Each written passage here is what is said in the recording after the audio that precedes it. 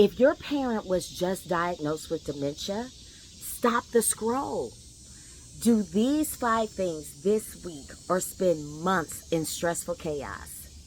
But first, let's just breathe. Let's just take a pause. Okay, this is a very challenging, heavy subject, very stressful. So inhale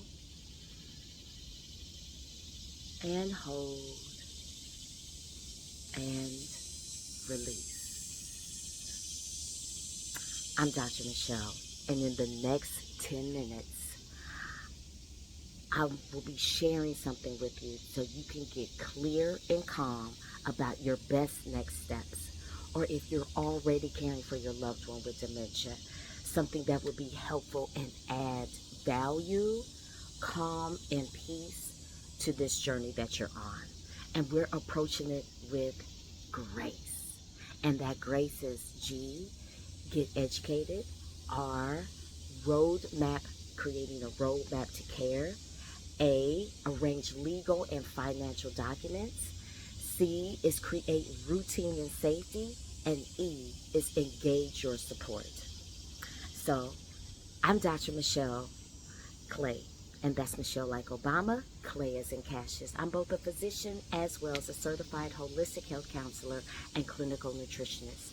I really am passionate and help the fabulous women over 40 through midlife transitions as these and menopause symptoms. I help you do that naturally through premium loose leaf herbal teas that are really a relaxing escape of wellness in a cup. Curated transformational wellness programs and retreat and reset experiences. I do that all through my company, Reality. So let's get into it. The reason why I am doing this segment today is because of my cousin. My cousin encouraged me and he said, this is the topic that you need to talk about. Why? Because we're just discovering that his bonus mother has dementia. And we as a family are coming together on how to support her and what are the next best moves and setting up those systems to make it a lot easier for everyone. And here's the thing. He, as well as all of us, and I'm sure you too, are going through symptoms, feelings that you experience and have when finding out that your loved one has this diagnosis. And some common feelings are grief, a sense of loss, sadness, denial, fear, frustration, even anger and guilt. And you may have been caring for your loved one with dementia for quite some time and are going through and have went through and will continue to cycle through these same feelings. Because grief and all of this, it comes in waves, you know? But in the next 10 minutes, we're going to talk it through. We're going to breathe it through. And those are tools to help give you a repair kit for your surfboard and oil it up so that we can ride that wave of those feelings and emotions as opposed to it capsizing us and baby make us feel like we're drowning. Okay, so let's get into it. Now, with the G of getting educated. So with getting educated, you're going to go to your primary care doctor to make sure that you get all the resources and education that you need. If your loved one is experiencing the symptoms of the short-term memory, they don't even remember what they ate for breakfast this morning, or don't remember a whole conversation that you just had 5 minutes ago, but they can recall. A lot of times that long-term memory is in place, honey. They can recall everything about their grandmother, things from 5, 10, 15, 20, 30, even 40 years ago. Crystal clear. I experienced that with my aunt. She ran down family history, so I got a clear depiction and timeline of my great-grandparents and even great-great-grandparents, because she gave me the history, but baby, she didn't remember what she just told me 5 minutes ago about something that happened in the day. All right. And so if your loved one is experiencing those symptoms, hasn't yet been diagnosed with dementia, then the first start is getting an appointment with a primary care physician. They will refer you to a neurologist because there will be a battery of tests that need to take place in order to get the formal diagnosis. All right. And then in the process, speaking with your doctor, getting educated on symptoms, progression of the disease, as well as are there any treatment options, maybe not to reverse, but maybe to arrest the progression of the dementia. Okay? The thing about dementia, and this is part of the G in GRACE, getting educated, is that sometimes it has occurred in families, and sometimes it happens as a result of another disease process. So in the situation with my aunt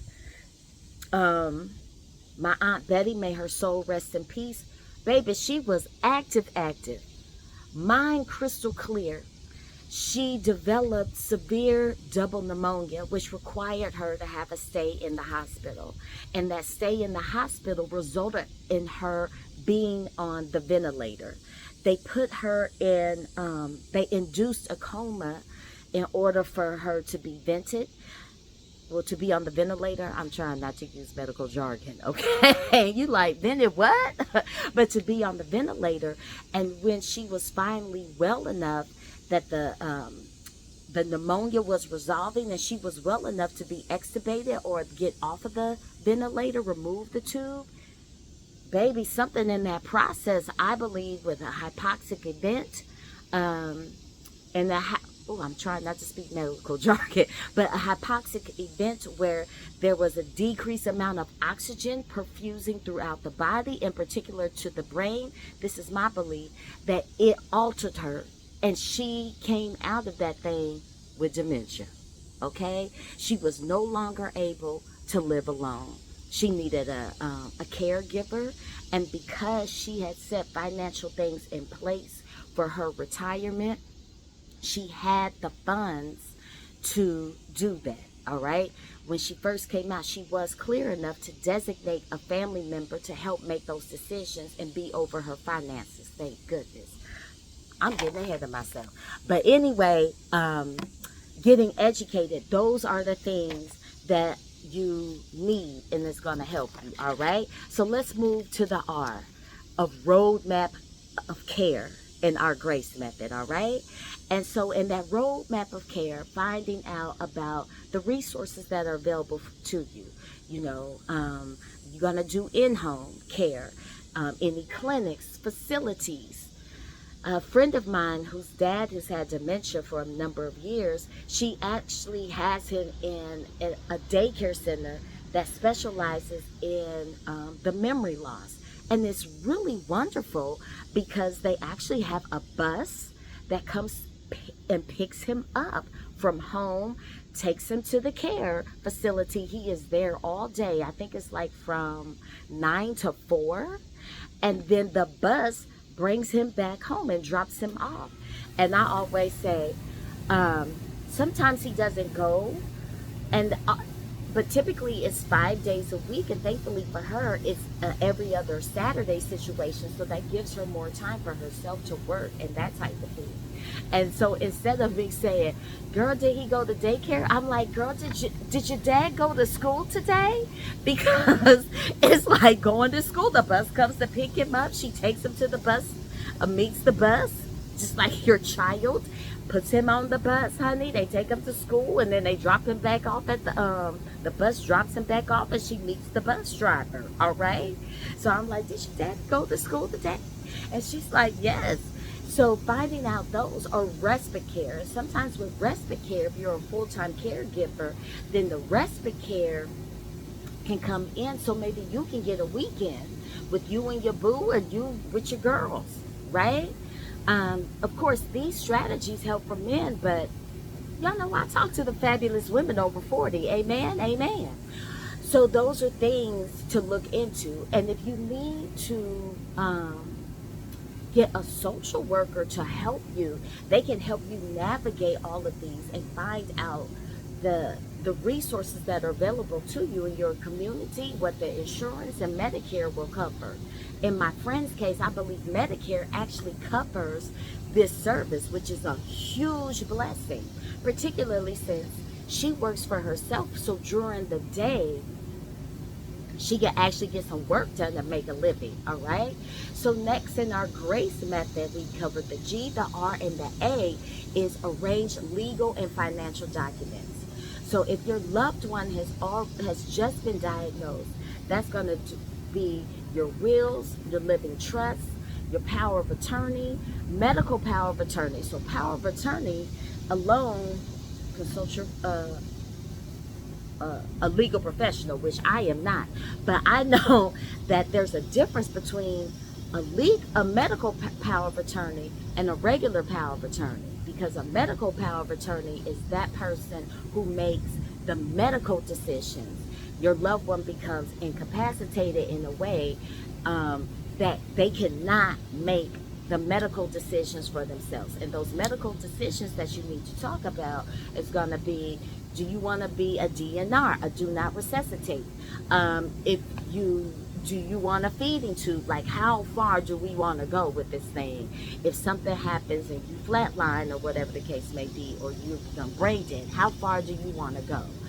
The thing that's so important with this is that you want to keep being respectful to your loved one, and you want them to have some dignity. All right.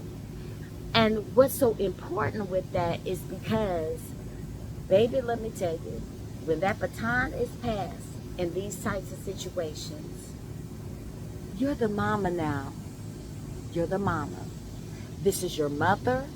This is your father, your aunt or your uncle, your sibling, whoever it is that you're caring for, that has dementia. You are the mama, okay? And so, being the mama to your mother, you can still be respectful, but knowing that you're the one who, I don't want to say in control, you're the one who is leading this thing, okay? Okay. And so in arranging, making these arrangements and having these conversations, something that you need to keep in mind of is when they have those moments of clarity before there's a serious progression, then approach it in a safe environment, being calm, being clear, using visual aids if necessary. And sometimes as opposed to asking them, well, what do you want to do? Because that can set up confusion, that can set up stress for your loved one, and they can get confused in that moment. Maybe present it in a way where it's story time, and asking them, presenting situations to them, and asking them, what would you do in that situation? Or what are your thoughts about that situation? How would you handle it? You know, being easy, being gentle, being mindful. And then that can help you create the blueprint and create the roadmap, because it's like you're really doing it together for you and your loved one. Okay? So next in our GRACE method is the C. And the C is creating routine and safety. So for your person, your loved one, creating that safe environment. So in my friend's case, she had to hide the keys to the truck because there was a time that it happened so fast. I don't know if she was taking a shower or what, but her father found the keys, went outside, got in the truck, because the truck is his truck. So somewhere in his mind, he remembers that that was his truck, because he's always talking about, oh, I got to wash my truck, I got to get my truck. And he got in the truck and drove away, honey.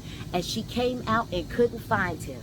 She had to call the police, and the police did find him, looked in his there was something in the truck that had the address on it, and was able to bring him back and contacted my friend, was able to contact my friend, and she was able to go get him and get that truck back. scary situation. So, creating a routine and safety. So, do you have to hide the keys? Do you have to put certain locks on the doors? But you make that your loved one feel safe and secure. But guess what? In this routine of maybe like he goes to school, so he's on that routine. Always eating at a certain time. When you're having the bedtime, when you're having the wash up and the bath time. Remember, baby child, you the mama now, okay? But and creating that routine, sis, don't forget about you. You have to also create a routine for yourself. Your routine of caring for yourself while you're caring for your loved one. All right? And lastly, E, engage support. Like I said, this is not the time to have on your Super Wonder Woman cape. Amen and amen. I need for you to take that cape off. And I instead need for you to get a basket. And with that basket, I need for you to fill it. I need for you to allow people to come and fill your basket with fruits and vegetables. And I don't mean that just literally. I mean that figuratively, with nourishing things that are going to help you on this journey. This is not the time for you to say, oh, I got it. This is the time for you to enlist your village. Create your village. Enlist support. Maybe in that routine with your loved one, there's someone else on rotation, so it doesn't all fall on you. A family member, a friend, and definitely that respite care. Maybe there is a one time a month that you do a staycation, all right? And that is in the rotation. And your loved one is accustomed to you being gone for that one overnight per month or that one weekend per month, all right? And maybe that staycation, you don't spend money, but you simply go to a girlfriend's house. Or if you have a boo or a husband or a wife, then y'all get away, all right? And maybe it is just about you going to another friend's house and sleeping. They have a guest room or an Airbnb or something just so you can sleep. Just so you can sleep without a full night's sleep. Because in the case with my friend that's caring for her father, she's doing this alone because she is an only child. And I have encouraged her over the years, like, sis, can you have somebody come in, if nothing else, to do the bedtime routine, to get him showered and get him into bed? But she hasn't done it because, why? She told me she's embarrassed about her house. Now I know my friend, okay? And she done let her house get way out of control where it's junky. But it's not where she wants it to be. Like I said, sis, this is not the time to be a super Wonder Woman and go this thing alone. Though you may be an only child and though you may not be married, that doesn't mean that you have to be alone. All right? So, and the reason why that is so important, because caregivers get something that is called compassion fatigue. And compassion fatigue is what, through persistent emotional stress, you get exhaustion and feeling of helplessness. And during the pandemic, this happened a lot, particularly with the healthcare providers. I know some of my friends who are ER physicians or hospitalists, and hospitalists are those physicians who do inpatient care, particularly those who work in the ICU, experience compassion fatigue.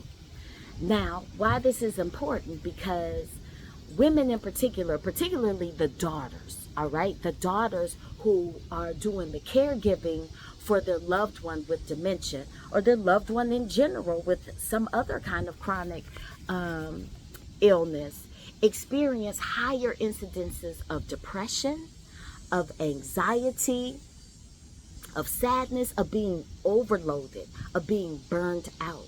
And then the guilt and the fatigue and anger.